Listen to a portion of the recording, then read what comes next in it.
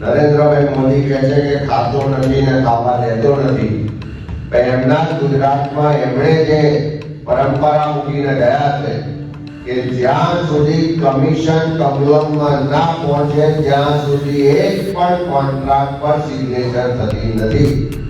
અને જે કમિશન આપીને કોન્ટ્રાક્ટ લે છે એવા કોન્ટ્રાક્ટરો પણ કોઈના ડર વગર, કોઈની પણ શરમ વગર ખુલ્લેઆમ ભ્રષ્ટાચાર કરે છે. અને 40% કરતા વધારે ભ્રષ્ટાચાર આખા ગુજરાતમાં દરેક કામોમાં જોવા મળે છે. અને એના જ કારણે પહેલા જ વર્ષનો રોડ ધોવાઈ જાય છે, એના જ કારણે પુલો તૂટે છે, લોકોના જીવ જાય છે, એના જ કારણે ત્યાં ધરણીકાંડ થાય છે, એના જ કારણે રાજકોટમાં અગ્નિકાંડ થાય છે. અને એવી જ રીતે આપણા સુરતમાં લગભગ 21 કરોડ કરતા વધારે રકમથી બનેલી પાણીની ટાંકી જેનું હજુ ઉદ્ઘાટન પણ નથી થયું, એ ટેસ્ટિંગના તબક્કામાં ધરાશાયી થાય.